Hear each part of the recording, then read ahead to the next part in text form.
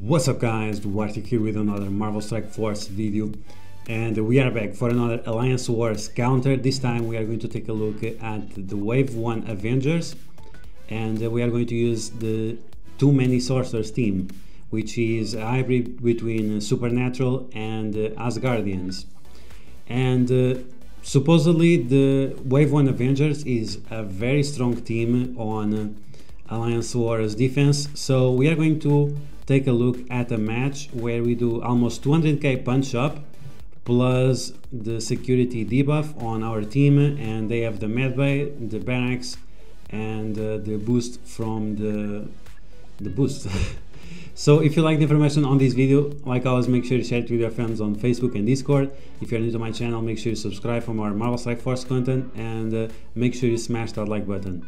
Okay, so I was wondering if you guys want me to make videos explaining the defensive teams, which ones are better and which characters you should invest on in order to make the team as good as possible without spending too many resources.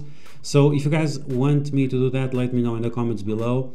And yeah, so we are going to take a look at the OG Wave 1 Avengers team. You could also use Iron Man, but Thor is vastly superior to Iron Man.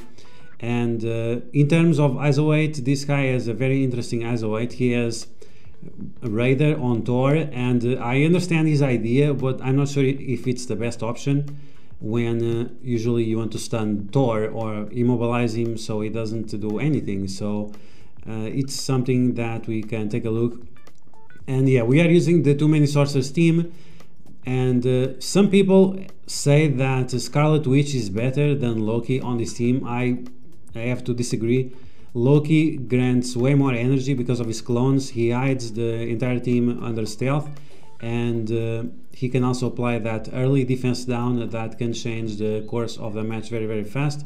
When the clones die, they give more energy to the supernatural allies, and the more supernatural allies you have, the less likely you'll be giving energy to the characters you want. For example, Doctor Strange to do his special and his ultimate, and Ghost Rider to do his ultimate and his special, and Mordo to do his stun with his special. So I greatly disagree that Scarlet Witch is a better option than Loki here. If you are looking for a match that's gonna take a little bit longer, maybe, but I don't think so. Okay, so with all that said, let's take a look at my team and see the stats that I have on them, and ISO weight and so on. Okay, so here we have my team. We have Doctor Strange there in the corner. Then we have Mordo, Ghost Rider, Loki, and Hela. Hela, Ghost Rider, and Mordo are at level 80.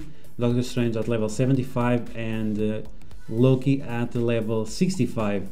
Now, if you want to take this team to the next level, you really need to do Loki's passive that reduces the resistance of the enemy by 10%. It's going to make a huge difference, and also make sure that he's level 71, and like this you will have a higher chance that you apply that early defense down plus the vulnerability, and that will allow Ghost Rider to do tons of bleeds on the main target, and then Hela can spread everything around.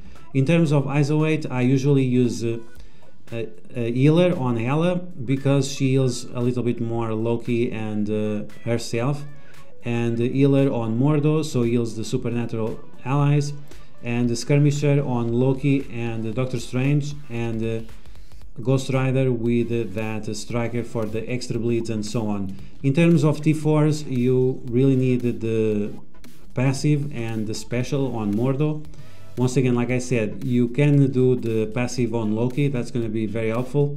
And then the other ones, you can have T4s or not, depends on how much you want to optimize your damage potential. Of course, characters that apply bleeds, you want to have the highest level as possible on the ability in order to do more damage.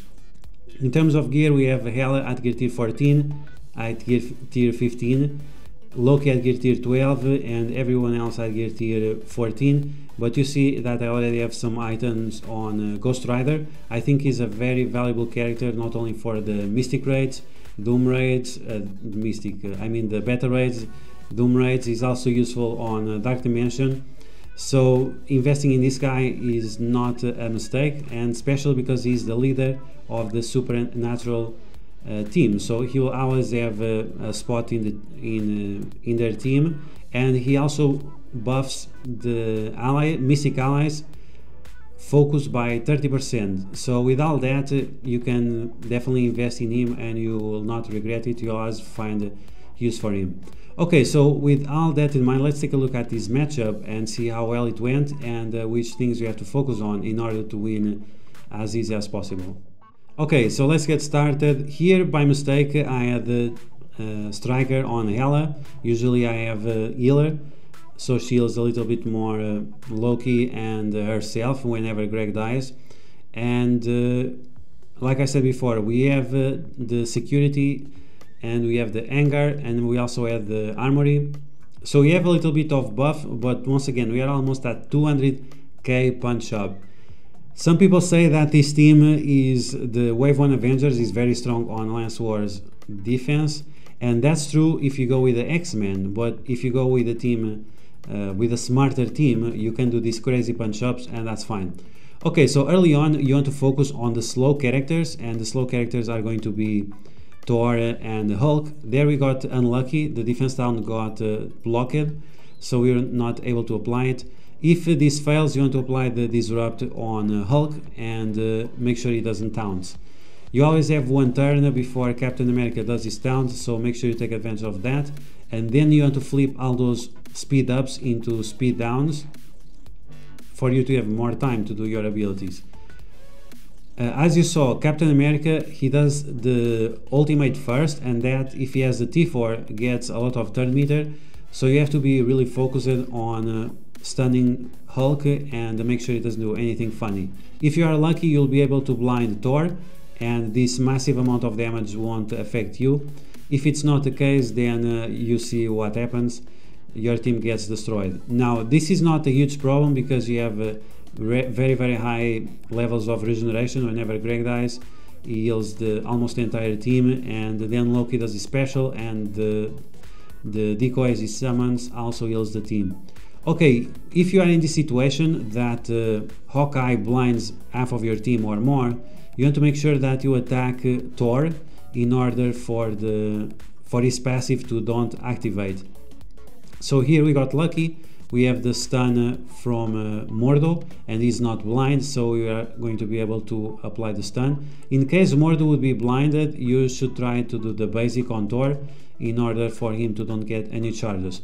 Okay, so now we have Thor stunned, we have Captain America taunting, and we have Hulk doing the funny stuff he does. Now in this situation you want to get Hulk taunting as fast as possible, so he does his ultimate again and kills some of your minions in order for you to heal up your team, and you also want Hulk to taunt so you can stun him once again. Okay, so as I said, he kills some of the minions. It was only a Greg, so it's not as much healing as we need, but the energy is flowing for Doctor Strange and so on. His special should be ready soon. And with this healing from Mordo and unfortunately not from Hela, the characters are going a little bit up, even that they don't have the maximum amount of healing. And yeah, so now we have to focus on Hulk and on Thor so they don't get their passive going on with the turn meter and those charges and so on. Now we want to focus on the damage dealers. Thor still has that annoying defense up on, so it's going to be a problem to apply negative effects. We spread everything with Hela finally, and now we are going to stun Hulk. Make sure he doesn't move, he doesn't taunt or anything, because we don't need him to taunt now because Captain America is not taunting. You only want Hulk to taunt when Captain America is taunting as well. Okay, so now Hawkeye and the Black Widow died. Of course, very easy.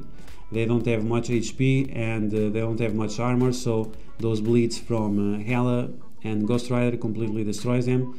So now we want to focus on Hulk while Thor is still stunned, but now he has the taunt. Now we want to try to remove the taunt, in order to blind or stun Thor again, so he doesn't attack us. You can see he's gonna get those charges very, very fast. We don't want that.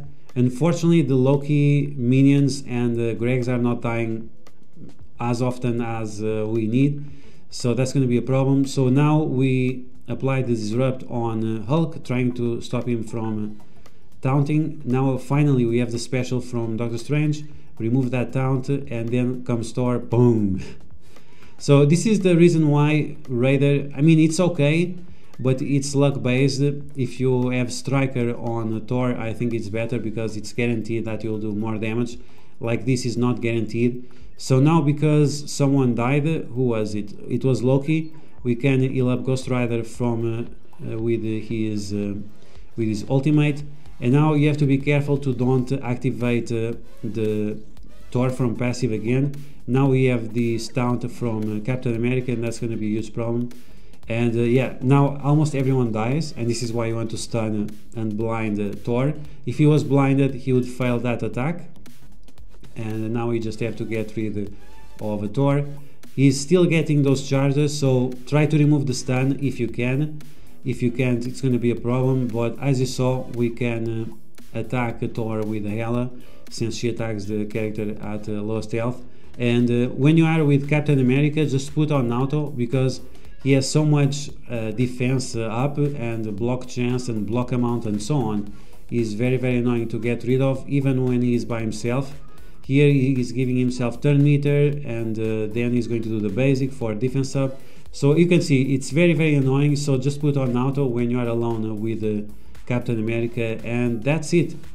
So it's usually an easy win if you are doing punch across or punch up 100k, but when you are doing like a punch up 200k and they have all the room buffs, and they have this massive Thor, massive Captain America, massive everyone, if their Hawkeye would be a little bit bigger, it would be very, very dangerous with all these buffs. Probably the 200k punch up would not be possible.